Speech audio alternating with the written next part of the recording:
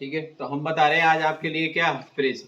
हमने नेत्र के बारे में पढ़ लिया है, उसके रोग भी पढ़ लिए, दोष भी पढ़ लिए कि हमें निकट दृष्टि दूर दृष्टि जो पढ़ लिए, ठीक है, नेत्र की संरचना वगैरह सारी चीजें पढ़ ली, पहले वाली वीडियो में बता दी आपके लिए। अब हम देखते हैं क्या प्रिज्म के प्रिज्म क्या होता है। तो पहली बात तो हम इसकी परिभाषा ही देखते हैं कि प्रिज्म किसे कहते हैं। प्रिज्म किसे कहते हैं, तो देखिए किसी कोण पर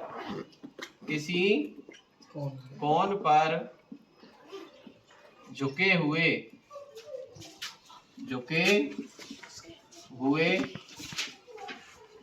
अपवर्तक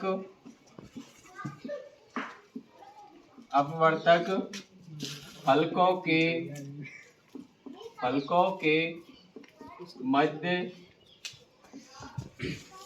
मध्य घिरे हुए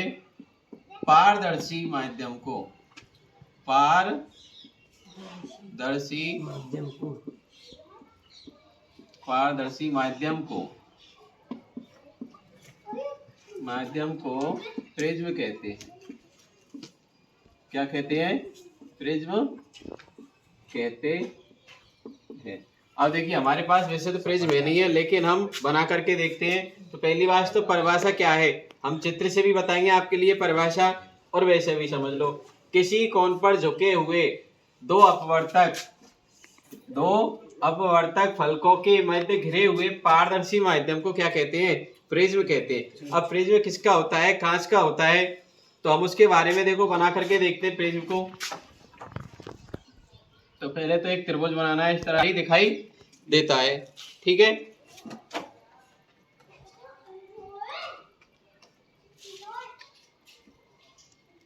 तो ये वाला हिस्सा है, देखो ये वाला हिस्सा होगा, ये आगे वाला, ये कौन सा है? प्रिज्म। अब हम इसको इस तरह से भी बना सकते हैं, देखो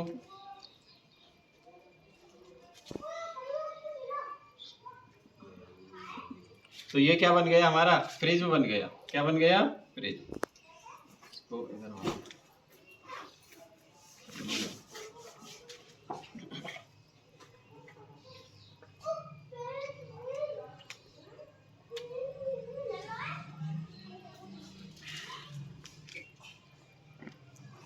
तो ये क्या बन गया हमारा?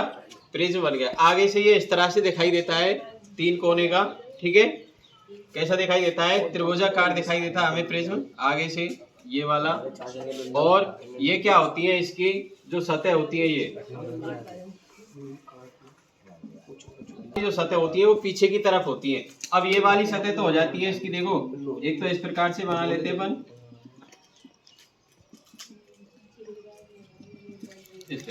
ये क्या बन गया हमारा?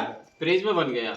अब इसमें देखो अपन इसकी जानकारी देखते हैं कि प्रिज्म कैसा होता है। तो आगे से तो होता है ये त्रिभुजाकार। कैसा होता है? त्रिभुजाकार। तो त्रिभुजाकार, इसमें कितनी सतह होती है? दो। कितनी सतह होती है ये त्रिभुजाकार? तो त्रिभुजाकार होती है इसमें, त्रिभुजाकार दो सतह होती हैं। कितनी होती है? दो सतह। और आयताकार सतह कितनी होती है? देखो एक तो ये रही, एक इसके पीछे की तरफ होती है और एक नीचे की तरफ होती है। तो आयताकार सतह कितनी होंगी?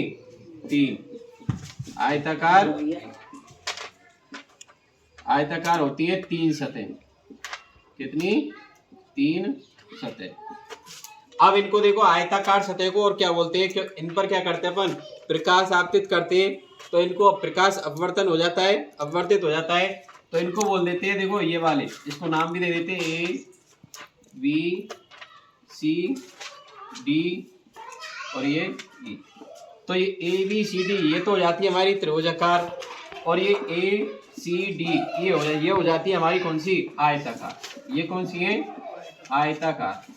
अब ये आयताकार सतह को अपन क्या कहते हैं? अपवर्तक फलक भी बोलते हैं। क्या बोलते हैं? अपवर्तक फलक। क्योंकि इनसे क्या होती है? प्रकाश की किरणें अपवर्तित होती है। क्या होती है? अपवर्तित होती है। अब देखिए अगला, हम इसमें देखिए प्रिज्म में एक कोण बन रहा है। क्या बन रहा है? कोण। देखो दो सतहों के मध्य जो घिरे हुए स्थान भाग को क्या कहते हैं अपन? प्रिज्म कोण कहते हैं। क्या कहते हैं इसको? प्रिज्म कोण। ये बन रहा है ना कोण, ये वाला, दो सतहों के मध्य घिरे हुए भाग को क्या कहते हैं? प्रिज्म कोण कहते हैं। किसका बना होता है प्रिज्म? कांच का बना होता है, पारदर्शी होता है। ये सभी सतह कैसी होंगी? कैसी होंगी? पारदर्शी। ठीक है, तो ये हमारी क्या हो गई? प्रिज्म के बारे में जानकारी हो गई। अब ये फलकें आपस में मिल जाती है तो इसको बोलते हैं प्रिज्म कोण। क्या बोल देते हैं? या अपवर्तक फलक या फलक कोण भी बोल देते हैं इनको। क्या बोल देते हैं? फलक कोण। आपके लिए क्वेश्चन भी आ सकता है कि प्रिज्म में कितनी सतह आयताकार होती हैं? तो कितनी होती हैं? 3। आपसे पूछ सकता है प्रिज्म में त्रिभुजाकार सतह कितनी होती हैं? 3। वो 2 कितनी होती है? 2। एक तो ये होती है और एक इसके पीछे की तरफ होती है जो अपन को दिखाई नहीं दे रही। अगर हमारे पास प्रिज्म होता तो बता देते आपके लिए। ठीक है, और आपसे पूछ सकते हैं इसमें कि प्रिज्म कोण किसे कहते हैं? तो दो सतहों से घिरे हुए पारदर्शी माध्यम को क्या कहते हैं? प्रिज्म कोण कहते हैं। ठीक है, तो इसी को अपन क्या कह रहे हैं? प्रिज्म कह रहे थे। किसी कोण पर झुके हुए दो अपवर्तक फलकों के मध्य घिरे हुए पारदर्शी माध्यम को क्या कहते हैं? प्रिज्म कहते हैं। ठीक है, ये क्या हो गई? हमारी अपवर्तक फलक हो गई। और देखो दो सतहों से घिरा हुआ है, पारदर्शी है। ठीक है, तो उसी को अपन क्या कह देते हैं? प्रिज्म कह देते हैं। ठीक है, ये हो गई हमारी प्रिज्म के बारे में साधारण जानकारी। अब हम देखते हैं प्रिज्म से प्रकाश का अपवर्तन। किसका? प्रिज्म से प्रकाश का अपवर्तन।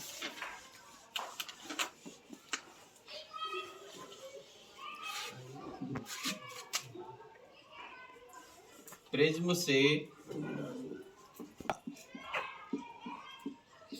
अपवर्तन। प्रिज्म से प्रकाश का अपवर्तन। अब मान लो ये हमारा क्या है? प्रिज्म है। क्या है ये? प्रिज्म। ठीक है, क्या है? प्रिज्म। अब इस पर हम कोई प्रकाश की किरण आपतित कर रहे हैं। क्या कर रहे हैं? प्रकाश की किरण आपतित करते हैं। ठीक है, इसको नाम दे देते हैं अपन पी क्यू। क्या नाम दे देते हैं अपन इसको? P Q. ठीक है, अब इस पर हम डालते हैं एक लंब। क्या डालते हैं? लंब। अब हमने आपके लिए अपवर्तन पढ़ाया था, जब बताया कि जब कोई प्रकाश की किरण विरल माध्यम से सघन माध्यम में प्रवेश करती है तो अविलंब की ओर झुक जाती है। तो ये इसका अविलंब है। ये क्या है? अविलंब। तो इधर की तरफ झुकेगी, इधर की तरफ झुकेगी। अब झुकेगी नहीं, वैसे तो जाना तो इसको इस तरह से चाहिए, लेकिन ये अविलंब की तरफ झुक जाती है। तो इस किरण को दे देते हैं अपन पी क्यू आर। क्या नाम दे देंगे? आर। ठीक है, अब एक और लंब हम यहाँ पर खींचते हैं इस प्रकार से। हमने बताया कि जब कोई प्रकाश की किरण सघन माध्यम से विरल माध्यम में जाती है तो वो अविलंब से दूर हट जाती है। तो अविलंब ये रहा हमारा, तो इसको जाना तो यूँ चाहिए प्रकाश की किरण को, लेकिन ये क्या है? अविलंब से दूर हट जाती है। अविलंब से दूर हट जाती है तो क्या हो रहा है? इसका अपवर्तन हो रहा है या नहीं? तो इसको नाम दे देते पी क्यू आर, इसको देते एस आर एस। दे दिया। तो इसमें अपवर्तन हो रहा है या नहीं? देखिए जब कोई प्रकाश की किरण, इसको बोल देते अपन आपतित प्रकाश की किरण। आपतित प्रकाश की किरण, और इसको बोल देते हैं निर्गत प्रकाश की किरण। कौन सी? निर्गत प्रकाश की किरण। ठीक है, तो देखिए जब कोई प्रकाश की किरण पी क्यू किसी प्रिज्म पर आपतित करते हैं तो वह अविलंब की ओर मुड़ जाती है। अविलंब की ओर मुड़ जाती है। कौन सी? क्यू आर किरण किधर मिल रही है? अविलंब की तरफ। हमने ये अविलंब बताया, तो ये विरल माध्यम से सघन माध्यम में जा रही है, तो ये कहाँ पर मुड़ रही है? अविलंब की तरफ मुड़ रही है। इसको नाम दे दिया हमने क्या? Q R. ठीक है, फिर हमने दूसरा अविलंब डाला। अब ये अविलंब से क्या है? दूर हट रही है, क्योंकि सघन माध्यम से किस में जा रही है? विरल में, वायु में। किस में जा रही है? वायु में। ठीक है, इधर भी वायु। तो ये क्या हो गई? अविलंब से दूर हट गई। हट गई कि नहीं? तो इसी को हम क्या कहते हैं? प्रिज्म से प्रकाश का अपवर्तन हो रहा है। अब देखो अविलंब को नाम देते हैं एन, और इसको एन, इसको देते हैं एन डैश एन डैश। अब देखिए ये प्रकाश की किरण हमने ये प्रकाश की किरण आपतित की, ये वाली, इस वाली किरण को इस तरह से जाना चाहिए, इसको और आगे बढ़ाते हैं, और जो निर्गत प्रकाश की किरण है उसको भी और आगे बढ़ाते हैं। तो यहाँ पर एक कोण बन गया कि नहीं बना? बन गया ने। इसी को बोलते हैं क्या? विचलन कोण। क्या बोलते हैं? विचलन कोण। क्या बोलेंगे? विचलन। अब विचलन कोण की परिभाषा कैसे देते हैं कि आपतित प्रकाश की किरण और निर्गत प्रकाश की किरण के बीच जो कोण बनता है उसे क्या कहते हैं? विचलन कोण कहते हैं। क्या कहते हैं? विचलन कोण। ठीक है, आगे समझ में इतनी? प्रिज्म से प्रकाश का अपवर्तन कर देंगे। अब आप क्लियर, आपके अच्छे समझ में आ गया होगा। ABC हमारा क्या है? एक प्रिज्म है जिस पर PQ प्रकाश की किरण आपतित करते हैं तो अविलंब से दूर वो अविलंब की ओर मुड़ जाती है। ठीक है, उसको नाम दे देते अपन क्या? QR। अब QR किरण क्या है? प्रिज्म से बाहर निकलेगी, प्रिज्म से बाहर निकलेगी तो वह अविलंब से क्या है? दूर हट जाती है। अविलंब से क्या हो जाती है? दूर। तो ये कौन सी हो गई? निर्गत किरण। इसी को अपन क्या है? ये हमारा हो गया प्रिज्म से प्रकाश का अपवर्तन। अब हम देखते हैं प्रिज्म से प्रकाश का वर्ण विक्षेपण। क्या देखते हैं? वर्ण विक्षेपण। ठीक है, प्रिज्म से प्रकाश का वर्ण विक्षेपण।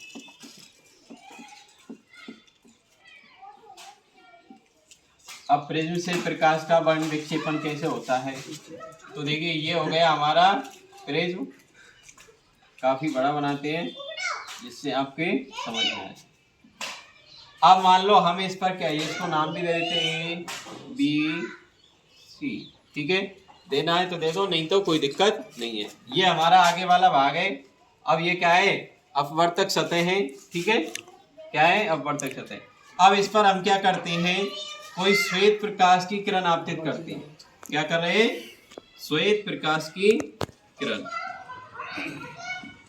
या सूर्य की किरण। ठीक है, श्वेत प्रकाश की किरण आपतित कर रहे हैं इसमें। अब श्वेत प्रकाश की किरण आपतित करते हैं तो हमने बताया ये थोड़ी सी क्या हुआ है? अभिलंब की ओर, आधार की ओर मुड़ जाती है। इस प्रकार से मुड़ जाती है या नहीं? ये इस प्रकार से मुड़ जाती है, बताया कि नहीं? और ये क्या है? इस श्वेत प्रकाश की किरण में क्या है? 7 रंग समायोजित होते हैं। कितने रंग? 7। तो ये कितने रंगों में विभाजित होती है? 7 रंगों में। कितने रंगों में? 7 में। तो एक तो ये हो गया, 2, 3, 4, 5 हो गया 7। ठीक है, अब हमने यही बताया था आपके लिए कि प्रकाश किरण आपतित करते हैं तो अभिलंब की ओर, आधार की ओर मुड़ जाती है। अब ये निर्गत प्रकाश की किरण होंगी तो ये भी क्या है? इस तरह से निकल जाती है नीचे की तरफ। कैसे निकल जाती है? नीचे की तरफ, इस प्रकार से। इस प्रकार से नीचे की तरफ निकल जाती है। किसी पर्दे पर क्या करते हैं हम? इसको आपतित करते हैं तो हमें 7 रंग की किरणें नजर आती हैं। अब इसमें इनके नाम भी दे देते हैं अपन। तो नाम भी देखो, अपन को याद रखना है BI BG BIOR। क्या हो गया? विवग्योर। क्या हो गया? विवग्योर। बी से क्या हो गया? है बैंगनी। आई से इंडिगो मतलब आसमानी। बी से ब्लू, ब्लू यानी नीला। और जी से ग्रीन, ये ग्रीन यानी हरा। और वाई से येलो, येलो यानी पीला। ओ से ऑरेंज, ऑरेंज यानी नारंगी। और आर से रेड, रेड यानी लाल। इसको हिंदी में भी बता सकते हैं अपन, बेनी। क्या बता सकते हैं? बेनी, बेनी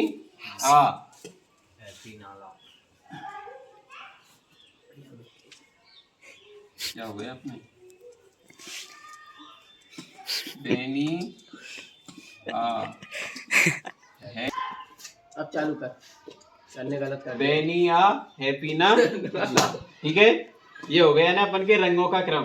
बी से बैंगनी, नी से नीला, आ से आसमानी, है से हरा, पी से पीला और ना से नारंगी और ला से लाल। ठीक है, तो ये हमारी क्या है, प्रकाश की किरणों का क्रम होता है, क्योंकि ऊपर वाली किरण कौन सी होती है, रेड होती है, और नीचे वाली होती है बैंगनी। ठीक है, नीचे वाली कौन सी होती है, बैंगनी, और ऊपर वाली लाल। ठीक है, तो ये इस प्रकार से हमारे क्या होता है, प्रकाश की किरणों का एक क्रम होता है। अब देखिए अपन कभी भी देखते हैं तो एक प्रकाश की किरण जा रही है इधर से, तो जा रही है ना, और ये क्या है, बहुत सारी किरणों में बट रही है। एक तरह से हमें क्या प्राप्त हो रहा है, पुंज प्राप्त हो रहा है। पुंज क्या हो रहा है, प्रकाश का किरण पुंज प्राप्त हो रहा है, हमें हो रहा है नहीं। तो इसी को अपन क्या कहते हैं, प्रकाश का स्पेक्ट्रम कहते हैं। क्या कहते हैं, प्रकाश का स्पेक्ट्रम। इसी को क्या कहते हैं, प्रकाश का स्पेक्ट्रम कहते हैं। ठीक है, जो प्रकाश की किरण पुंजों के समूह है 7 रंगों में, इसी को क्या कहते हैं, प्रकाश का स्पेक्ट्रम कहते हैं। अब इसकी अपन परिभाषा कैसे देंगे, प्रिज्म से प्रकाश का वर्ण विक्षेपण की। तो जब कोई प्रकाश की श्वेत प्रकाश की किरण किसी प्रिज्म पर आपतित करते हैं, किसी प्रिज्म पर आपतित करते हैं, तो वह अपने अवयवी 7 रंगों में विभाजित हो जाती है। उसी को क्या कहते हैं अपन, प्रकाश का वर्ण विक्षेपण कहते हैं। बिल्कुल सीधी सी परिभाषा है। देखो, एक प्रकाश की किरण जा रही है, अपने 7 रंगों में विभाजित हो गई, उसी को क्या कहते हैं, प्रकाश का वर्ण विक्षेपण कहते हैं। ध्यान से समझो। ठीक है, अब हम इसमें देखते हैं किन किरणों के बारे में, क्योंकि इनसे तो हमारा ये सवाल तो हो गया प्रकाश का वर्ण विक्षेपण वाला, लेकिन इनसे क्या है, इन रंगों से सवाल आ जाते हैं हमारे कभी कभी, इनसे, इन रंगों से। तो सबसे पहले हम देखते हैं विचलन। क्या देखेंगे, विचलन। तो विचलन किसका सबसे अधिक होता है, तो विचलन देखिए, इसमें से सबसे ज्यादा कौन सी मुड़ रही है प्रकाश की किरण, बैंगनी। कौन सी मुड़ रही है, ये वाली बैंगनी तो मुड़ रही है नीचे की तरफ, मुड़ना। ठीक है, तो इसमें से कौन सी प्रकाश की किरण, तो विचलन सबसे अधिक किसका होगा, बैंगनी का। किसका, बैंगनी का सबसे अधिक क्या होगा, विचलन। ठीक है, और सबसे कम किसका होगा, लाल का। ठीक है, सबसे अधिक, तो इसको लिख दे, तो सबसे अधिक और सबसे कम, तो कम तो किसका होगा विचलन, लाल का। क्योंकि देखिए हम प्रकाश की किरण आपतित कर रहे हैं, तो सबसे ज्यादा कौन सी प्रकाश की किरण मुड़ रही है, बैंगनी। कम कौन सी मुड़ रही है, ऊपर वाली, तो उसका कौन सा होगा, लाल। लाल होगा, कौन सा होगा, लाल। अब हम देखते हैं अगला विचलन हो गया प्रकीर्णन। कौन सा, प्रकीर्णन। तो बैंगनी रंग का ही प्रकीर्णन क्या होता है, सबसे अधिक। किसका, बैंगनी रंग का प्रकीर्णन सबसे अधिक, और लाल का प्रकीर्णन सबसे कम। लाल का प्रकीर्णन सबसे कम। ध्यान से समझो, क्योंकि इनसे हमारे क्या आते हैं, क्वेश्चन आते हैं कि विचलन सबसे अधिक कौन से रंग का होता है। एक एक नंबर के क्वेश्चन आ जाते हैं विषय में। अब बताओ, इसमें से 4 रंग दे दिए आपके लिए। अब आपको पता है कि विचलन सबसे अधिक बैंगनी रंग का होता है, तो आप तुरंत ही टिक लगा देंगे कि विचलन सबसे कम किसका होता है, लाल का। प्रकीर्णन सबसे अधिक किसका होता है, बैंगनी का, और सबसे कम किसका होता है, लाल का।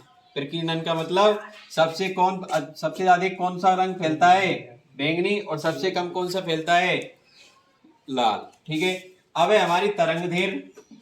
क्या है, तरंगदैर्घ्य।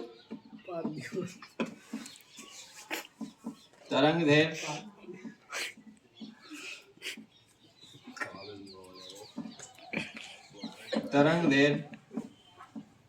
अब तरंगदैर्घ्य में क्या है, इनका उल्टा हो जाता है। तो लाल रंग की तरंगदैर्घ्य क्या होती है, सबसे अधिक। किसकी, लाल की। और सबसे कम किसकी होती है, बैंगनी की। इसलिए आपने देखा होगा कि ज्यादातर सिग्नल वगैरह होती हैं, वो किसके होते हैं, खतरे के निशान वगैरह लाल रंग के ही होते हैं, क्योंकि इसकी तरंगदैर्घ्य क्या होती है, सबसे अधिक। इसकी किरणें दूर दूर तक पहुंच जाती हैं। आप जब भी देखेंगे कहीं भी खतरे के सिग्नल वगैरह होते हैं, वो किस रंग में मिलेंगे, लाल में, और सबसे कम किस में मिलेंगे, बैंगनी में। तो ये हो गए हमारे कौन से, प्रिज्म से प्रकाश का वर्ण विक्षेपण हो गया है। इसमें विचलन का भी पता होना चाहिए कि विचलन सबसे अधिक किसका होता है, बैंगनी का, सबसे कम लाल का। प्रकीर्णन सबसे अधिक बैंगनी का, और सबसे कम लाल का। तरंग दैर्घ्य किसकी अधिक होती है? लाल की। आप कभी भी देखना, कोई भी लाल कपड़े पहन के आए आपकी, तो आपको कहीं अलग से दूर से भी दिख जाता है कि लाल कपड़े पहन कर आ रहा है, ठीक है। अब तरंग दैर्घ्य सबसे कम किसकी होती है? बैंगनी की। कोई बैंगनी कलर का कपड़ा पहन के आवे, आपको दूर से नजर ही नहीं आएगा ये कौन से कलर का कपड़ा पहन के आ रहा है, पास में आएगा जब पता चलेगा वो बैंगनी का, क्योंकि वो उसकी तरंग दैर्घ्य क्या होती है? सबसे कम होती है। कैसी होती है? सबसे कम, ठीक है। तो ये हमारा हो गया प्रकाश से, प्रिज्म से प्रकाश का वर्ण विक्षेपण क्लियर हुआ।